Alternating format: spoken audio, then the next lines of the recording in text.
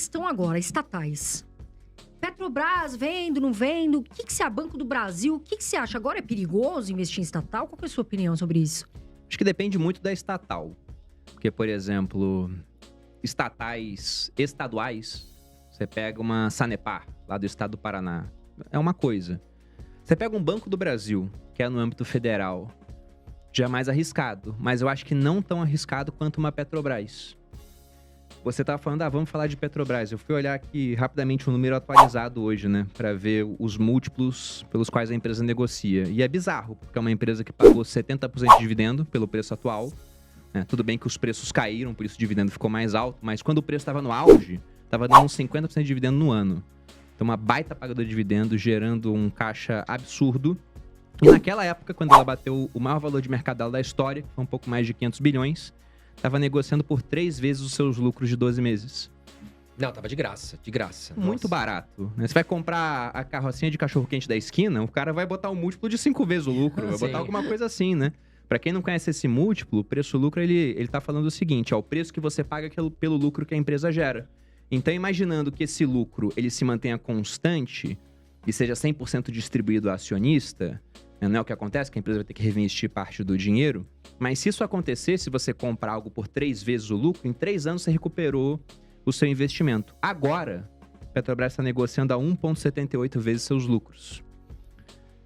E se a gente pegar, inclusive, uma outra métrica, que é o preço que você paga pelo EBITDA da empresa, que é o lucro que ela tem antes de juros, impostos, depreciação e amortização, está negociando abaixo de 1.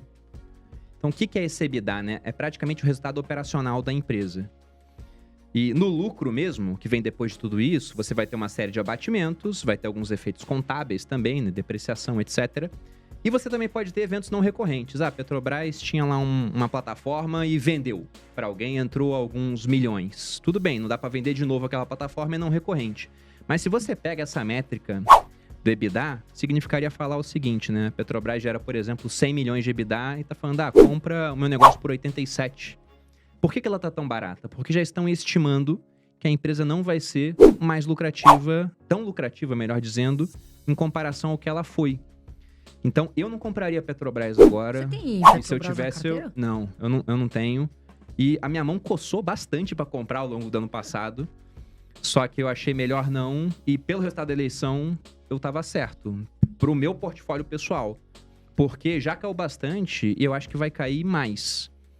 E não tô nem falando aqui, porque teve corrupção no ano passado, excluindo essa questão de corrupção, imaginando que não vai ter corrupção nenhuma na empresa. Se realmente fizerem com a Petrobras o que estão falando que querem fazer, né, a gestão do PT, a pedra fundamental desses ótimos resultados seria afetada. Porque esses resultados vieram de um barril de petróleo em patamares muito altos. E esse barril de petróleo em patamares muito altos gerou muito resultado para a empresa porque ela acompanhou o preço do petróleo no mercado internacional. Se de repente eles falam, não, agora o preço do petróleo vai ser definido pelo mercado nacional, por uma cúpula do governo, vamos alterar essa premissa. Não tem mais essa paridade de preços com o barril de petróleo internacional. Acabou essa lucratividade da empresa sem precedentes que a gente viu.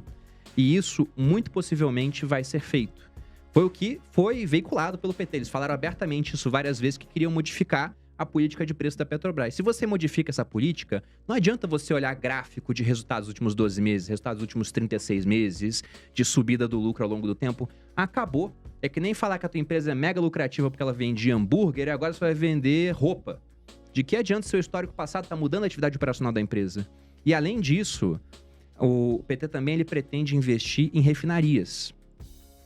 E se você pega o resultado da Petrobras, é como se eles tivessem, simplificando aqui, 2 ótimos negócios. Aliás, um ótimo negócio e um negócio mais ou menos. Porque na parte de exploração a margem é altíssima. Na parte de refinaria a margem é muito mais baixa. Então só de investir mais em refinaria, você está destinando mais recursos para algo que tem uma margem mais baixa.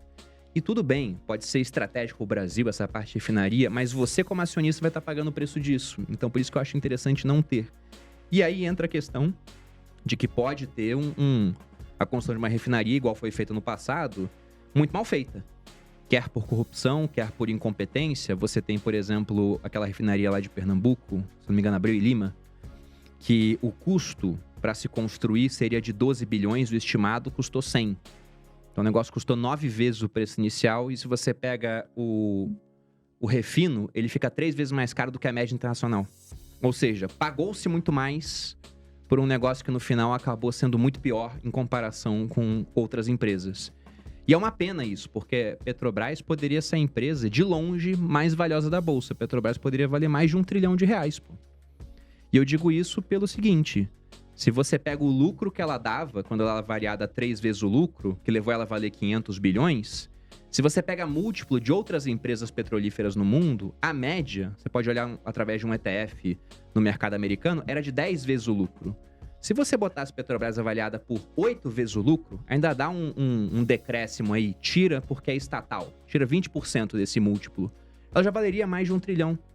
Só que agora a empresa está caminhando para valores cada vez mais baixos por conta, né, nem do que foi feito, né? É do medo do que vão fazer, porque o mercado sempre adianta as coisas. Então é complicado falar agora para quem tem Petrobras, né? Porque já caiu pra caramba. Mas o negócio é que eu não compraria, apesar de estar indiscutivelmente muito barata. Só que você não quer comprar algo barato que vai ficar mais barato, ou que vai se manter muito barato. Você quer comprar algo barato que tem algum tipo de gatilho para aumentar de preço ao longo do tempo, né? Sim. E eu não vejo esse gatilho em Petrobras. Todo mundo me pergunta, o que você fez, Carol, com as ações da Petrobras? Eu saí da posição e tenho PetroRio. A PetroRio veio crescente porque ela também aumentou o volume de produção, né? E assim, é um grupo privado, então muito lucrativo, veio com os resultados excelentes. Então eu, Carol, saí da posição, vendi, não tenho mais Petrobras, porque quando veio essa questão do novo governo Lula, eu preferi sair, né, pelo histórico, enfim, e tenho PetroRio na carteira. André, você ganhou um belo lucro com a PetroRio, né? Eu fiquei um bom tempo em Petrobras, mas quando começou a sair as pesquisas e que o Lula estava na frente do Bolsonaro e muitas pessoas não acreditavam, eu resolvi vender, até postei no meu canal, isso faz uns 6 meses, e muita gente me xingou. Você tá vendendo uma baita empresa, baita dividendo. Eu falei, olha, existe o risco de termos um Lula, né? Se vai acontecer ou não, eu prefiro não pagar para ver. Então eu vendi com uma posição em lucro, coloquei bons dividendos no bolso, deixei de ganhar alguns outros dividendos, mas também fiz a compra na época de PetroRio, acabei ganhando com uma valorização, porque muitos investidores acabaram saindo de Petrobras e migraram ali para PetroRio, né, para buscar maior segurança.